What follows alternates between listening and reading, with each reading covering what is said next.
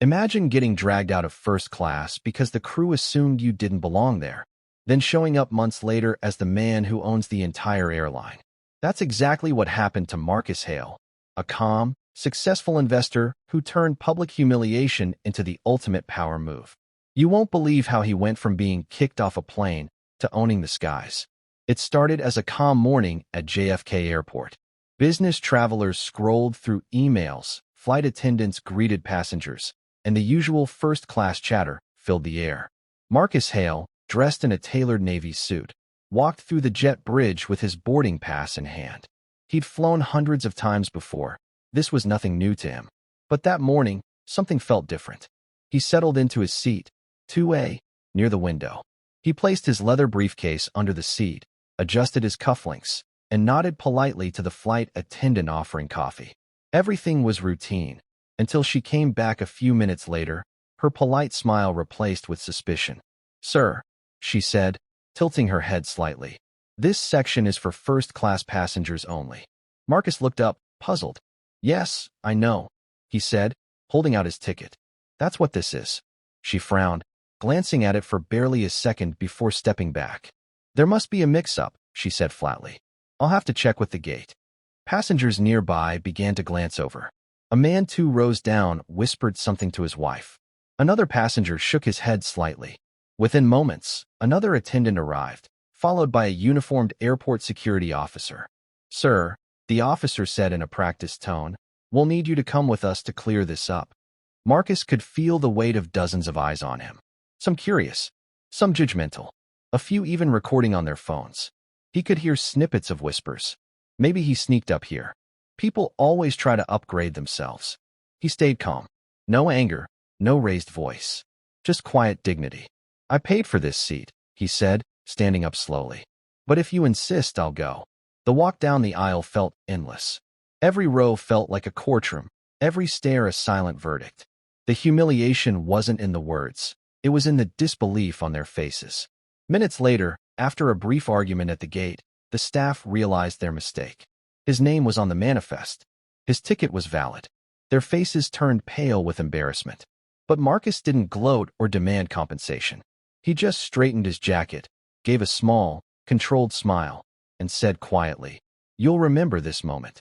I promise you that." Then he turned and walked away, leaving behind the plane and a storm that was only just beginning. Marcus didn't sleep that night. Not because of anger, but because of clarity. What happened on that plane had played over and over in his head. Not the flight attendant's words, not even the looks from other passengers, but the silence that followed. The silence that said, "You don't belong here." When he landed back home in Atlanta, he walked through his front door, greeted his housekeeper with a polite nod, and set his briefcase on the kitchen counter. His phone buzzed nonstop, friends sending him clips of the incident, strangers online debating whether the airline was racist or just mistaken. But Marcus didn't join in. He didn't need to. He poured himself a glass of water and looked out the window, the city lights glowing against the night sky. He'd worked too hard for too long to let one act of ignorance shake him. He came from a place where people like him weren't expected to own homes, much less companies. He had built his first investment firm from nothing but grit and late nights. This wasn't about pride, it was about principle. The airline had issued a short apology through customer service. A few lines of corporate politeness about unfortunate misunderstandings. Marcus almost laughed when he read it. That's all my dignity is worth to them. A copy-paste apology? He didn't want a refund, a free ticket, or some hollow PR gesture. He wanted something real. So he picked up his phone and called his attorney, a woman named Evelyn Brooks who'd handled his biggest business deals. "Evelyn," he said, his voice calm but deliberate, "find out who owns Skynova Airlines." She paused. "You thinking lawsuit?" Marcus smiled faintly. "No," he said. "I'm thinking acquisition." Evelyn chuckled, thinking he was joking. But Marcus wasn't laughing. Over the next few days, he went quiet.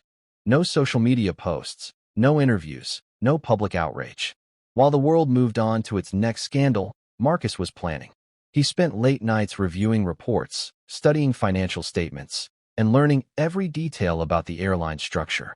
He wasn't driven by revenge. He was driven by purpose. Because Marcus understood something most people didn't. The most powerful payback doesn't come from shouting back. It comes from owning the room that once threw you out. And soon, he planned to do exactly that. 2 weeks after that humiliating flight, Marcus Hale was sitting in his home office, sunlight streaming through the floor-to-ceiling windows, a laptop open in front of him. He had spent hours poring over financial reports, shareholder records, and industry analyses. The airline that had humiliated him, Skynova, wasn't just any airline. It was owned by a larger parent company, Stratus Holdings, which controlled multiple struggling airlines across the country. Marcus didn't rush. He wasn't looking for revenge that could be spotted on social media. He wanted control. Real, tangible control. The kind that would let him make changes that mattered, not just apologies that were forgotten the moment a headline faded. He started small. Through discreet investment channels, Marcus began purchasing shares in Stratus Holdings. Each purchase was methodical, untraceable directly to him. He avoided the media, avoided drawing attention. While the world debated whether Skynova had acted with bias, Marcus quietly built his position. Each transaction was calculated. He studied voting rights, executive influence, and shareholder agreements. He was patient, knowing that the power he sought wouldn't come overnight. Most investors overlooked him, assuming he was just another small fish in a big pond. That was his advantage. Over the next 3 months, Marcus Holdings grew. He began to quietly influence key decisions behind the scenes, leveraging his network of advisors, lawyers, and investment partners. While Skynova executives were busy managing PR damage and issuing meaningless apologies, Marcus was positioning himself to step in at the highest level. Finally, the day came. The annual Stratus Holdings shareholder meeting. Marcus walked into the boardroom, calm, composed, and dressed in his signature tailored suit. Eyes followed him, some curious, some dismissive. The CEO, a man used to commanding attention, didn't recognize him at first. Marcus waited until he was handed the microphone. Then, with a controlled, steady voice, he introduced himself. "My name is Marcus Hale. I was once escorted off one of your flights, in first class, because your staff assumed I didn't belong. I now hold a controlling interest in Stratus Holdings. Today, we changed that." The room went silent. No one moved. The very executives who had dismissed him now faced the man who had quietly gained power without anyone noticing. Marcus didn't need to shout, threaten, or make a scene. The quiet confidence in his voice and the reality of the shares in his name spoke louder than any protest ever could. The storm he had quietly built was ready to make landfall, and the airline that humiliated him was about to learn what true accountability looked like. The moment Marcus Hale took control, the ripple effects were immediate. Headlines exploded across news outlets. Investor buys out airline after discrimination incident. Black entrepreneur takes over company that threw him off flight. Inside the boardroom, executives who once dismissed him were now forced to listen. Marcus didn't raise his voice. He didn't yell or threaten. He simply outlined his vision for the company, a culture of accountability, respect, and inclusion, where no passenger would ever be humiliated because of assumptions or bias. The airline quickly implemented sweeping reforms. Mandatory diversity and sensitivity training became standard for all employees, from gate agents to executives. New policies ensured that staff could never remove a passenger without clear, verified reason. Marcus personally oversaw the creation of a reporting system to track incidents of discrimination, making transparency the new rule. But Marcus' changes went beyond corporate policy. He wanted to leave a lasting impact on the industry. He launched a scholarship fund for underrepresented youth pursuing careers in aviation, and personally mentored several employees who had previously felt overlooked or underestimated. The airline, once a symbol of humiliation for Marcus, transformed into a model for reform. Media outlets covered the story extensively, highlighting not only the power move, but also the meaningful changes Marcus implemented. Social media was abuzz with admiration for his strategic patience and quiet strength. Through it all, Marcus remained calm and composed. He didn't seek praise or recognition. His focus was on changing the system. The company that had once embarrassed him now followed his leadership, proving that true influence comes not from anger, but from strategy, patience, and vision. Months after Marcus Hale took control, the story of his humiliation resurfaced online. A clip from the original flight went viral again, but this time the narrative had changed. The captions read, "They tried to humiliate him, He bought the company. People couldn't stop sharing it. It wasn't just a story of revenge. It was a story of strategic brilliance and quiet power. Marcus didn't chase the spotlight. He didn't make interviews or flashy public appearances. Instead, he focused on ensuring the airline became a model of respect and accountability. Employees, once hesitant or fearful of reporting bias, now felt empowered. Passengers felt safer, and the aviation industry began taking notice. One afternoon, Marcus boarded a Skynova flight on the same route as that fateful day. He was seated in first class, naturally, but this time there was a subtle difference.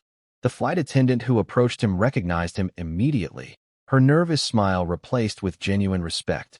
"Mr. Hale, it's an honor to have you with us today," she said. He smiled back calmly. "Good to be here," he said, settling into his seat. Then, almost quietly, he added, "Let's keep it professional this time." The plane took off, engines humming, sunlight streaming through the windows. To the casual observer, it was just another flight. But for those who knew the story, it was the full circle of justice and accountability. Marcus had turned humiliation into influence, embarrassment into reform, and injustice into a lasting lesson. The moral was clear: real power doesn't come from shouting, from anger, or from public outrage. Sometimes, the quietest, most calculated moves make the biggest impact. Marcus Hale's story isn't just about owning a company. It's about patience, strategy, and turning personal setbacks into meaningful change. And for anyone who doubted him, the lesson was simple: never underestimate the person you once tried to humiliate. And that's how Marcus Hale turned one act of humiliation into a legacy of power and respect. He didn't yell, threaten, or fight back. He simply moved smarter. The same airline that once embarrassed him now answers to him. Remember this: success doesn't need noise. Sometimes, the quietest response becomes the loudest revenge.